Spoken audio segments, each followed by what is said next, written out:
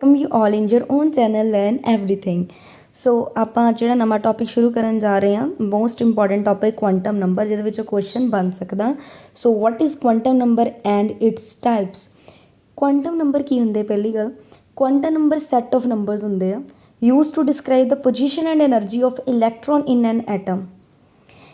तुसी सिलेबस दे विच भी देखियो, जिहड़ा सैकेंड पैरा है उहदे विच ना special quantum model of atom लिखा होना। ये उस सिलेबस के उस टॉपिक दे विचों आ। ठीक है, क्वांटम नंबर जिहड़ा आ सैट आ कुछ नंबर्स का, जिहदे नाल आपां जिहड़ा इलैक्ट्रॉन आ, किसी एटम के अंदर इलैक्ट्रॉन्स होंगे ना, उहदी पोजीशन ते एनर्जी नूं डिस्क्राइब करते हैं।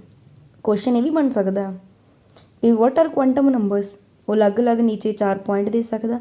ਜਿਹੜੇ ਕੁਆਂਟਮ ਨੰਬਰ ਆ ਨਾ, ਉਹ ਤੁਹਾਨੂੰ ਇੱਕ ਐਟਮ ਦੇ ਅੰਦਰ ਜਿਹੜੇ ਇਲੈਕਟ੍ਰੋਨਸ ਆ, ਬਸ ਉਹਨਾਂ ਦੀ એનર્ਜੀ ਪੋਜੀਸ਼ਨ, ਮਤਲਬ ਉਸ ਇਲੈਕਟ੍ਰੋਨ ਬਾਰੇ ਦੱਸਦੇ ਆ। ਐਟਮ ਦੇ ਅੰਦਰ ਜਿਹੜਾ ਇਲੈਕਟ੍ਰੋਨ ਆ, ਕਲੀਅਰ। ਇਹ 4 ਤਰ੍ਹਾਂ ਦੇ ਹੁੰਦੇ ਆ। ਉਸ ਤੋਂ ਪਹਿਲਾਂ ਇੱਕ ਡੈਫੀਨੇਸ਼ਨ ਆਪਾਂ ਹੋਰ ਕਲੀਅਰ ਕਰ ਲੈਂਦੇ ਹਾਂ।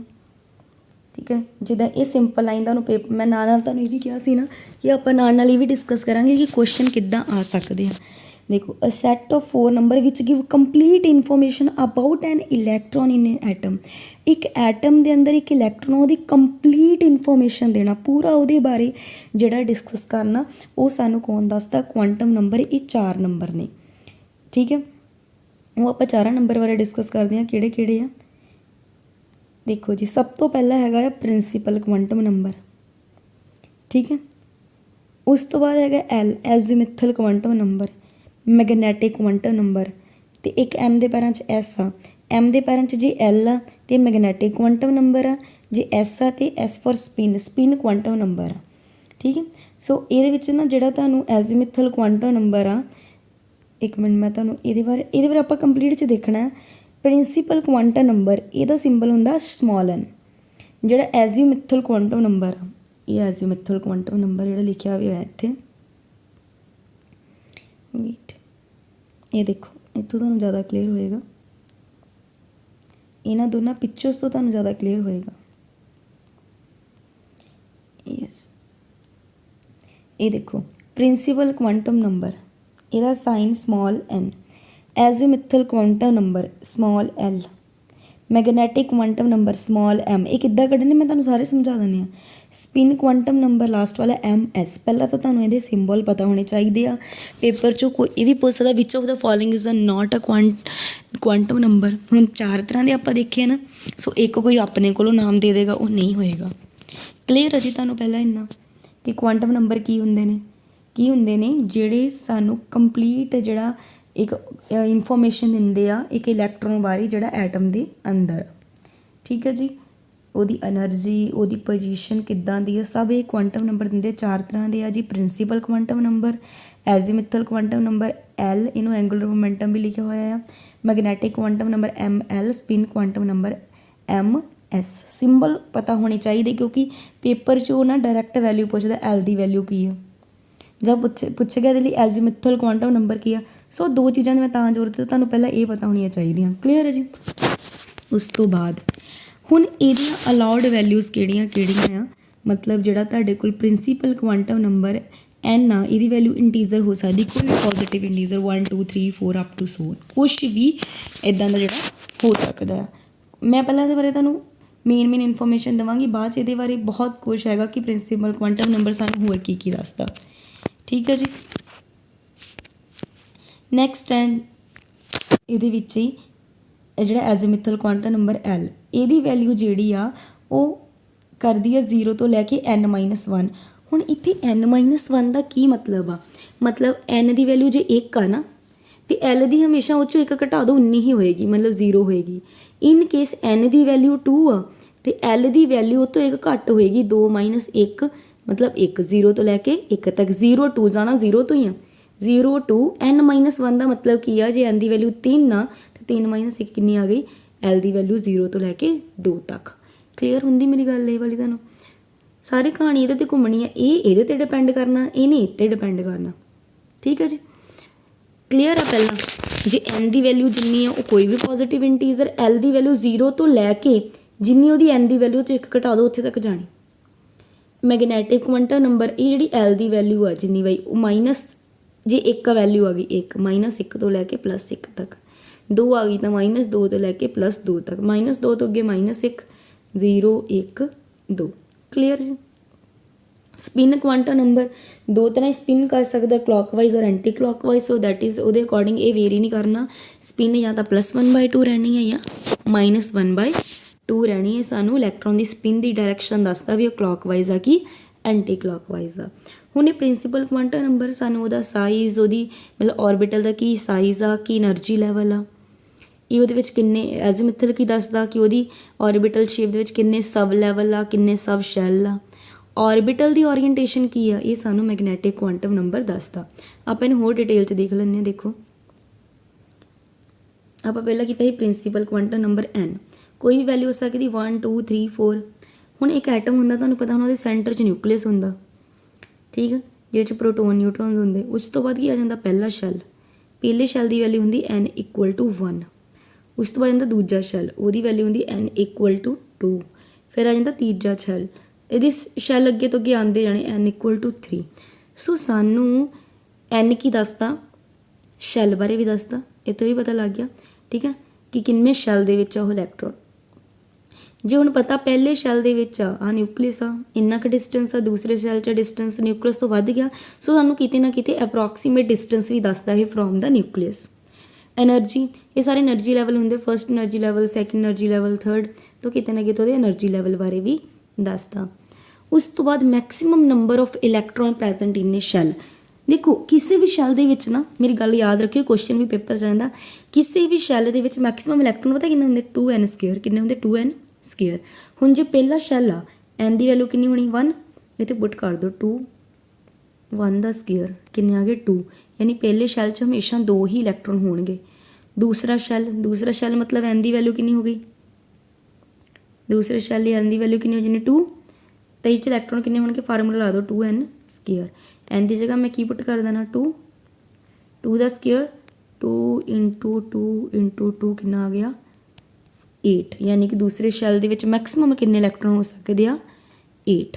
सो maximum number of electron depend किते करते n की वैल्यू दे, तो n की वैल्यू कितों पता लगती, प्रिंसीपल क्वांटम नंबर तो इट मीनस मैं कह ही सकती हाँ कि किते ना किते प्रिंसीपल क्वांटम नंबर मैंने मैक्सीमम नंबर ऑफ इलैक्ट्रॉन भी दसदा किसी शैल दे विच, ठीक है। अगे लाइनस ऑफ स्पैक्ट्रम, ये भी जो मैं कराऊँगी, Lyman Balmer Paschen Brackett Pfund अलग अलग जड़ियाँ स्पैक्ट्रम लाइनस बनदियाँ उन्होंने बारे भी यही सानू दसदा है। याद रखना पेपर जो क्वेश्चन आ सकता है कि प्रिंसीपल क्वांटम नंबर किहड़ी इन्फॉर्मेशन नहीं दिंदा, तो हो तुहानूं ये पता होना चाहिए किहड़ियां दिंदा, वो एक अपने कोलों पा देगा, ठीक है। अगे एंगूलर मोमेंटम वैरी इंपॉर्टेंट, मैं दस दी एंगूलर मोमेंटम का फॉर्मूला होंदा MBR = NH/2π। n इत्थे शैल, यानी कि एंगूलर मोमेंटम किते डिपेंड करदा, n ते, तो n के तो पता लगा, प्रिंसीपल क्वांटम नंबर तो। सो सीधी जी गल है कि एंगूलर मोमेंटम भी कैलकुलेट करने लई सानूं किहदी वैल्यू चाहिदी आ, n दी। सो n सानूं की दस रिहा, किहड़ा शैल आ, डिस्टेंस किन्ना न्यूक्लियस तो, ओहदी एनर्जी किन्नी आ, किन्ने उच इलैक्ट्रॉन्स प्रेजेंट आ, मैक्सीमम लाइन स्पैक्ट्रम्स, एंगूलर मोमेंटम। क्लियर है जी। अगला डिस्कस कर लीए फिर एज़ीमुथल क्वांटम नंबर L। देखो for a particular value of n, कहता कोई भी n की पर्टिकुलर वैल्यू लिए L हमेशा 0 तो लैके n-1 ले जाना। हुण जे तो L 0 आ गया तो किहड़ा शब्द शैल आपां पढ़िया सी ना हुणे कि जिहड़ा सानूं L वो किहदे बारे दसदा, शब्द शैल्स बारे दसदा। इत्थे आपां हुणे कीता ही डिस्कस इहनूं, ये देखो कीता सी ना, ये सानूं शब्द लैवल ते सब शैल बारे दसदा। हुण उही तुहानूं दस्सण लगी हां जिहड़ी तुसीं मेन इत्थे याद रखना। L की वैल्यू 0 आ तो S शब्द शैल च बैठा होगा, 1 आ गया तो P दे विच, 2 आ गया L की वैल्यू तो D दे विच, 3 आ गया तो F दे विच। इन्हां दी मैं तुहानूं जो डिफाइन भी कर दिंदी इत्थे मतलब की है इहदा। देखो हुणे आपां कीता सी L की वैल्यू 0 आ गई, L की वैल्यू 0 आ गई तो S मतलब शार्प, 1 आ गई तो P मतलब प्रिंसीपल, 2 आ गई तो D मतलब डिफ्यूज्ड, 3 आ गई तो L की वैल्यू मतलब F मतलब फंडामेंटल सब शैल। क्लीयर, ये भी तुहानूं पुछया जा सकदा कि किहड़ा इहदा मतलब की आ, या फिर वो किसी भी तरह मतलब तुहानूं पता होना चाहिए इस चीज़ बारे कि L की वैल्यू 0 आ तो वो शार्प शब्द शैल दे विच यानी S दे विच आ, जे 1 की L की वैल्यू 1 आ तो P शब्द शैल यानी प्रिंसीपल शब्द शैल च, ठीक है, क्लीयर हो रही ना मैं की कहना चाਹੁੰਦੀ ਹਾਂ कि ਤੁਹਾਨੂੰ पता होना चाहिए, नाले ਤੁਹਾਨੂੰ कैलकुलेट करने भी ਤਾਂ ਹੀ ਆਉਣੇ ਜੇ ਤੁਹਾਨੂੰ पता ਹੋਊਗਾ।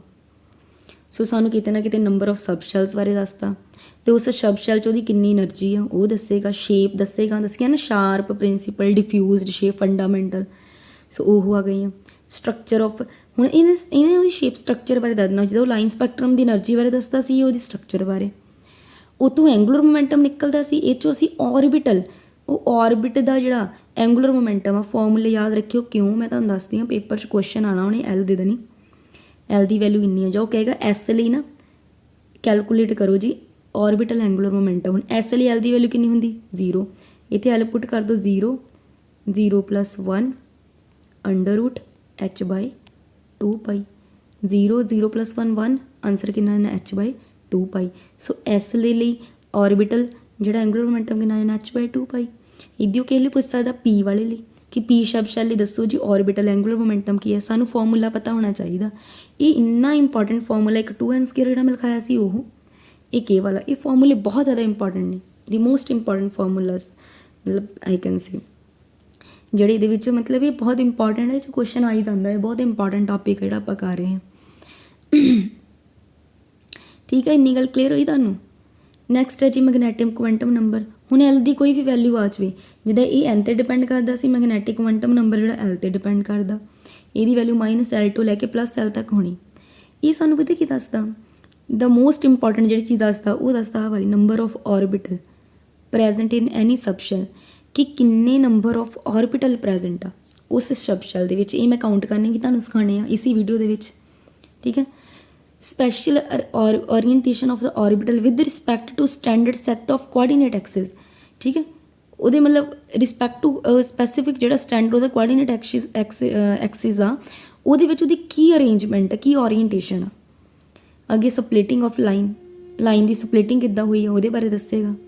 ਸਪਿਨ ਦਾ ਮੈਂ ਤੁਹਾਨੂੰ ਦੱਸ ਹੀ ਦਿੱਤਾ ਕਿ ਦੋ ਤਰ੍ਹਾਂ ਦੀ ਸਪਿਨ ਹੁੰਦੀ, ਉਹਦੀ ਕਲੌਕਵਾਈਜ਼ ਜਾਂ ਫਿਰ ਐਂਟੀ ਕਲੌਕਵਾਈਜ਼।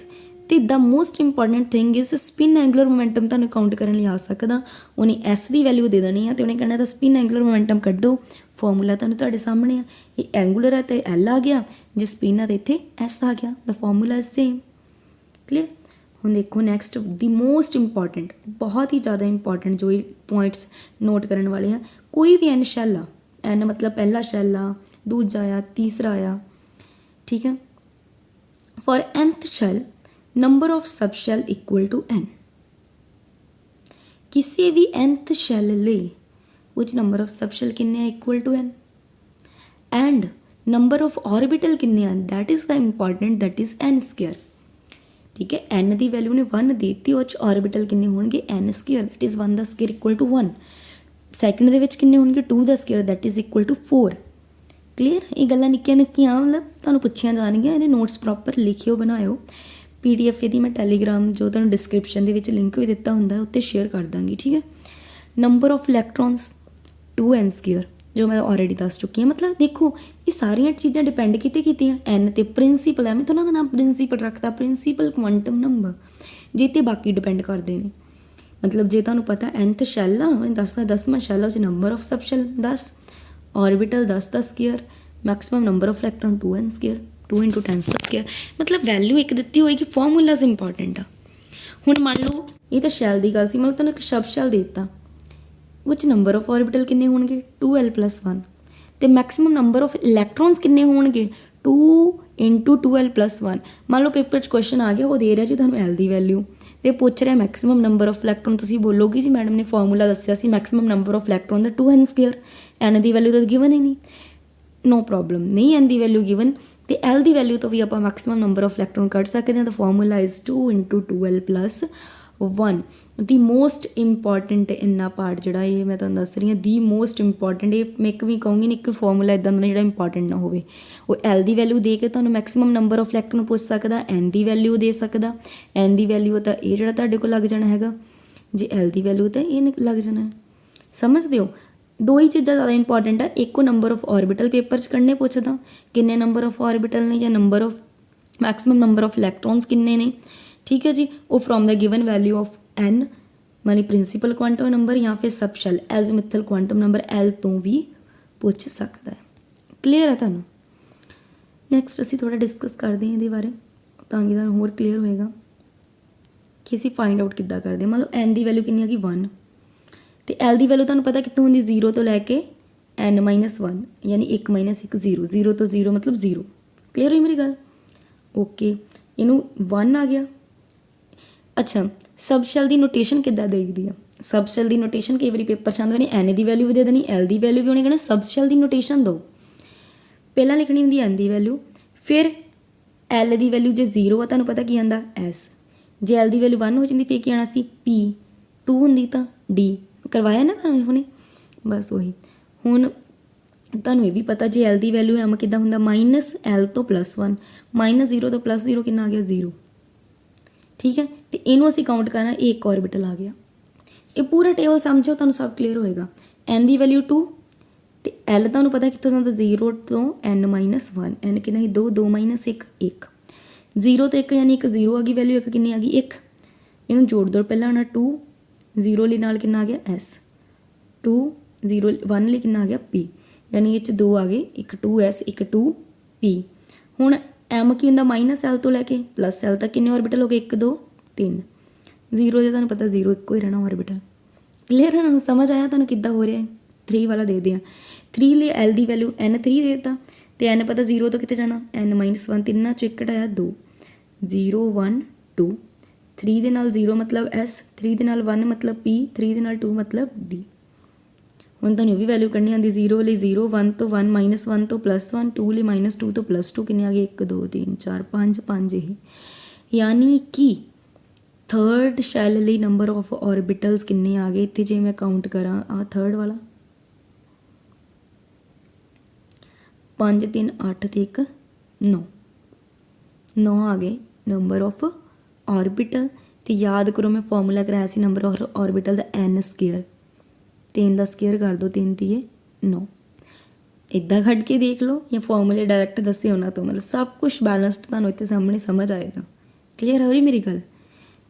l ਤੋਂ ਵੀ ਕੱਢੇ ਸੀਗੇ 2l + 1 ਯਾਦ ਹੋਵੇ ਤਾਂ ਇਹ 'ਤੇ ਅਪਲਾਈ ਕਰ ਦਿਓ 2l, l ਦੀ ਵੈਲਿਊ 0 + 1 1 ਆ ਗਿਆ ਕਿ ਨਹੀਂ, ਇਹ 'ਤੇ ਕਰ ਦਿਓ 2l 1 + 1 3। ਬਹੁਤ ਈਜ਼ੀ ਹੈ। ਹੁਣ ਫੋਰਥ ਵਾਲਾ ਆਪ ਕਰਿਓ, ਕੋਈ ਪ੍ਰੋਬਲਮ ਆਈ ਤਾਂ ਕਮੈਂਟ ਕਰਕੇ ਦੱਸਿਓ, ਵੈਸੇ ਆਉਣੀ ਨਹੀਂ ਤੁਹਾਨੂੰ ਪ੍ਰੋਬਲਮ। ਜੇ ਇੱਕ ਵਾਰੀ ਨਹੀਂ ਸਮਝ ਆਉਂਦਾ ਵੀਡੀਓ ਨੂੰ 2-3 ਵਾਰੀ ਸੁਣੋ, ਸਲੋ ਕਰਕੇ ਸੁਣ ਲਓ। ਇੱਦਾਂ ਹੀ ਦੇਖੋ n ਦੀ ਵੈਲਿਊ 1 ਸੇਮ ਉਹੀ ਟੇਬਲ ਪੂਰਾ ਬਣਾਇਆ s 2s, ਸਪਿਨ -1 + 1 ਹੀ ਰਹਿਣੀ ਹੈ। ਇਹ ਨੰਬਰ ਆਫ ਦੱਸਦੇ ਹੋਏ ਆ ਕਿੰਨੇ ਜ਼ਿਆਦਾ ਉਹਦੇ ਵਿੱਚ ਨੰਬਰ ਆਫ ਇਲੈਕਟ੍ਰੋਨਸ ਆਉਣੇ ਆ। ਇਲੈਕਟ੍ਰੋਨਸ ਕੱਢਣ ਦਾ ਵੀ ਮੈਂ ਤੁਹਾਨੂੰ ਫਾਰਮੂਲਾ ਦੱਸਿਆ ਕੀ ਆਉਣਾ, ਠੀਕ ਹੈ ਜੀ। ਸੋ ਉਹਦੇ ਅਕੋਰਡਿੰਗ ਤੁਸੀਂ ਇਹ ਕਰਨੇ ਆ। ਇਹ ਵੀ ਆਪਣੀ ਹੋ ਗਿਆ ਸਲਾਈਡ, ਇਹ ਵੀ ਹੋ ਗਈ ਆ। ਸੋ ਇਹ ਇੱਕ ਮੇਜਰ ਸਲਾਈਡ ਹੈ, ਇਹਨੂੰ ਵੀ ਤੁਸੀਂ ਦੇਖ ਸਕਦੇ ਹੋ, ਤੁਹਾਨੂੰ ਦੇਖ ਕੇ ਪਤਾ ਚੱਲ ਜਾਏਗਾ ਕਿ ਉਹਨੇ ਦੱਸੀਆਂ ਹੋਈਆਂ ਸਪਿਨਸ ਇਕੱਲੇ ਦੀਆਂ ਕੱਢ ਕੇ ਕਿ ਹਾਫ ਸਪਿਨ ਵਾਲੇ ਕਿਹੜੇ ਆ, ਦੂਸਰੇ ਕਿਹੜੇ ਆ। ਇੱਧਰ ਐਸ ਵਾਲੇ ਦੇ ਦਿੱਤੇ, ਐਸ ਲਈ ਪਤਾ ਐਲ ਦੀ ਵੈਲਿਊ ਕਿੰਨੀ ਹੁੰਦੀ 0, ਜੇ ਐਲ 0 ਤਾਂ ਐਮ ਵੀ ਕੀ ਹੋਏਗਾ 0, ਯਾਨੀ ਸਪਿਨ ਤਾਂ ਪਤਾ ਹੀ ਹੈ ਪਲੱਸ ਹਾਫ ਹੋਣੀ ਆ ਮਾਈਨਸ ਹਾਫ। ਪਹਿਲਾ ਸ਼ੈਲ ਆ 1, ਦੂਸਰਾ 2s, ਸਾਰੇ ਐਸ ਕਿਉਂਕਿ ਤੁਹਾਨੂੰ ਪਤਾ ਐਸ ਔਰਬਿਟਲ ਲਈ ਐਲ ਦੀ ਵੈਲਿਊ 0 ਆ। ਸਿਮਿਲਰਲੀ ਪੀ ਲਈ ਐਲ ਦੀ ਵੈਲਿਊ 1 ਹੁੰਦੀ ਯਾਨੀ -1 0 1, ਠੀਕ ਹੈ। ਇੱਦਾਂ ਜਾਏਗਾ ਪਲੱਸ ਹਾਫ ਸਪਿਨ ਲਈ ਵੀ ਮਾਈਨਸ ਹਾਫ ਸਪਿਨ ਲਈ ਵੀ। ਸੋ ਇਹ ਬਣਾਏ ਹੋਏ ਆ। ਇੱਦਾਂ ਸਿਮਿਲਰਲੀ ਡੀ ਲਈ ਦਿੱਤਾ ਐਲ ਦੀ ਵੈਲਿਊ 2 ਹੋ ਜਾਣੀ 5 ਹੋ ਜਾਣੇ ਹੈ ਨਾ, 5 ਹੀ ਔਰਬਿਟਲ ਵੀ ਹੁੰਦੇ ਜੇ ਤੁਸੀਂ ਦੇਖਿਆ ਹੋਵੇ ਤਾਂ ਡੀ ਦੇ ਕਰਦੇ ਨਾ ਆਪਾਂ। ਸੋ ਸੇਮ ਉਹੀ ਚੀਜ਼ਾਂ ਚੱਲਣਗੀਆਂ। ਸਿਮਿਲਰਲੀ ਐਫ ਲਈ ਐਲ ਦੀ ਵੈਲਿਊ 3 ਆ ਯਾਨੀ -3 ਤੋਂ +3 ਤੱਕ ਅੱਧੇ ਹਾਫ ਸਪਿਨ ਦੇ ਪਲੱਸ ਦੇ ਹੋਣਗੇ, ਅੱਧੇ ਮਾਈਨਸ ਦੇ ਹੋਣਗੇ। ਸੋ ਬਹੁਤ ਹੀ ਈਜ਼ੀ ਵੇ ਨਾਲ ਉਹਨਾਂ ਨੇ ਐਕਸਪਲੇਨ ਕੀਤਾ ਆ ਕਿ ਕਿੱਦਾਂ ਇਲੈਕਟ੍ਰੋਨ ਦੀ ਸਾਰੀ ਹੈਗੀ ਹੈ, ਠੀਕ ਹੈ ਜੀ। ਤਾਂ ਨੈਕਸਟ ਇਹਦੇ ਕੁਛ MCQ ਦੇਖ ਲਓ ਤਾਂ ਕਿ ਤੁਹਾਨੂੰ ਜਿਹੜੀ ਆ ਇਹਨਾਂ ਬਾਰੇ ਪਤਾ ਚੱਲ ਜਾਵੇ ਕਿ ਕਿੱਦਾਂ ਇਹ ਕਰਨਾ ਆ, ਠੀਕ ਹੈ ਜੀ। ਸੋ ਤੁਸੀਂ ਇਹ ਆਪ ਪਹਿਲਾਂ ਤਾਂ ਕੋਸ਼ਿਸ਼ ਕਰਿਓ ਵੀਡੀਓ ਨੂੰ ਰੋਕ ਕੇ ਕੁਐਸਚਨਸ ਜਿਹੜੇ ਆਪਣੇ ਕਰਨ ਦੀ ਕਿ ਕਿੱਦਾਂ ਹੋਣੇ ਆ। ਸੋ ਪਹਿਲਾਂ ਆਪਾਂ ਦੇਖਦੇ ਹਾਂ 66th ਕੁਐਸਚਨ ਜਿਹੜਾ ਸਾਡੇ ਕੋਲ ਹੈਗਾ ਆ। 66th ਕੁਐਸਚਨ ਦੇ ਵਿੱਚ ਉਹਨੇ ਕੀ ਕਿਹਾ, what is the lowest value of n that allow g orbital to exist. ਹੁਣ ਨਾ ਇੱਕ ਕੁਐਸਚਨ ਆਉਂਦਾ ਹੁੰਦਾ ਪੋਸੀਬਲ ਹੈ ਕਿ ਨਹੀਂ ਹੈ, ਉਹ ਵਾਲਾ ਆਪਾਂ ਇਹ 'ਚ ਦੇਖਣਾ, ਠੀਕ। ਦੇਖੋ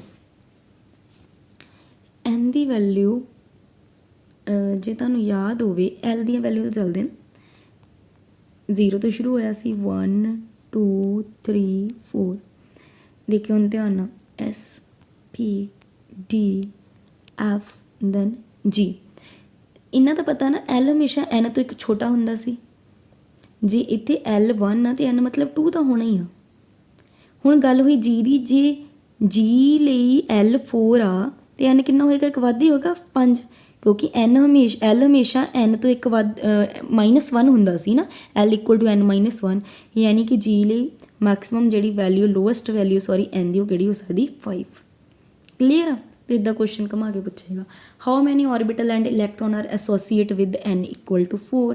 ਹੁਣ ਤੁਹਾਡਾ ਉਹੀ ਵਾਲਾ ਫਾਰਮੂਲਾ ਜੀ ਯੂਜ਼ ਹੋਣਾ ਜਿਹੜਾ ਮੈਂ ਤੁਹਾਨੂੰ ਕਹਿੰਦੀ ਸੀ ਕਰਨ ਨੂੰ, ਕਿ ਤੁਹਾਨੂੰ ਜਿਹੜੇ ਫਾਰਮੂਲੇ ਆ ਉਹ ਯਾਦ ਹੋਣੇ ਚਾਹੀਦੇ ਆ। ਸੋ 67th ਦੇ ਵਿੱਚ ਤੁਸੀਂ ਦੇਖੋ, ਫਾਰਮੂਲਾ ਲਗਾਓ, N ਦੀ ਵੈਲਿਊ ਕਿੰਨੀ ਆ 4, ਔਰਬਿਟਲ ਕਿੰਨੇ ਹੁੰਦੇ N² ਜਨ 4 ਚੁੱਕੇ 16, ਅਤੇ ਇਲੈਕਟ੍ਰੋਨ ਕਿੰਨੇ ਹੁੰਦਾ 2N² ਕਰ ਲਓ, 2 4 ਚੁੱਕੇ 16, 16 2 32 ਆ ਜਾਏਗਾ, ਬੀ ਆਪਸ਼ਨ ਇੱਦਾਂ ਆਣੀ। ਠੀਕ ਹੈ। ਨੈਕਸਟ ਹੈ an electron in one of the 3D orbital, what are the possible value of N, L, ML। Okay, N 3D ਦਿੱਤਾ ਹੋਣੇ, ਦੇਖੋ, ਅਤੇ N ਦੀ ਵੈਲਿਊ ਤੁਹਾਨੂੰ ਪਤਾ ਕਿੰਨੀ ਹੋ ਗਈ 3, N ਦੀ ਵੈਲਿਊ ਹੋ ਗਈ 3। ਕਲੀਅਰ ਹੈ ਨਾ ਇਹਨਾਂ ਦਾ ਤੁਹਾਨੂੰ, ਕਿ N ਦੀ ਵੈਲਿਊ ਕਿੱਦਾਂ 3 ਹੋਈ। ਦੇਖੋ, ਅਤੇ D ਲਈ L ਦੀ value 0 1 2 S P D, L ਕਿੰਨਾ ਆ ਗਿਆ 2। ਕਲੀਅਰ ਹੈ। L ਦੀ ਵੈਲਿਊ ਕਿੰਨੀ ਆ ਗਈ 2, ਅਤੇ ML ਕਿੰਨਾ ਜਾਣਾ -2 -1 0 +1 +2। ਸਮਝ ਰਹੇ ਹੋ। ਇਹਨੂੰ ਲਿਖ ਕੇ ਕਰਕੇ ਦੇਖਣਾ, ਤੁਹਾਨੂੰ ਆ ਜਾਏਗਾ। ਸਿਮਿਲਰਲੀ 4F ਦਾ ਆਪ ਕਰਿਓ ਅਤੇ ਮੈਨੂੰ ਕਮੈਂਟ ਬਾਕਸ 'ਚ ਦੱਸਣਾ। Describe the orbital with the following quantum number, N = 3। Okay, ਪਹਿਲਾਂ N ਆ ਗਿਆ, ਨੋਟੇਸ਼ਨ ਪੁੱਛ ਲਈ, L2, L 0 ਹੋਵੇ ਤਾਂ S, 1 ਹੋਵੇ ਤਾਂ P, 2 ਹੋਵੇ ਤਾਂ D, ਯਾਨੀ ਕਿ this is the 3D। L = 2 ਸੀ ਨਾ, ਸੋ ਫਸਟ ਆ ਗਿਆ 3D। ਨੈਕਸਟ D ਤੋਂ ਬਾਅਦ ਤੁਹਾਨੂੰ ਪਤਾ 3 ਲਈ F, ਤੋ ਇਹ ਹੈਗਾ 4F, 3D and 4F, D option is the right answer. How many electrons ਕੱਢਣੇ ਆ, ਤੁਹਾਨੂੰ ਫਾਰਮੂਲਾ ਦੱਸਿਆ, N ਦੀ ਵੈਲਿਊ ਦਿੱਤੀ ਆ, ਆਪ ਕਰੋ, ਕਮੈਂਟ ਬਾਕਸ 'ਚ ਮੈਨੂੰ ਆਨਸਰ ਦੱਸਣਾ। ਕਲੀਅਰ ਹੈ ਜੀ। ਇਸ ਵੀਡੀਓ 'ਚ ਇਨਫ ਆ, ਕੁਆਂਟਮ ਨੰਬਰ ਆਪਾਂ ਕੰਪਲੀਟ ਕਰਨ ਦੀ ਕੋਸ਼ਿਸ਼ ਕੀਤੀ ਹੈ, ਇਹਨੂੰ ਕਰ ਲੈਣਾ। Thanks for watching the video.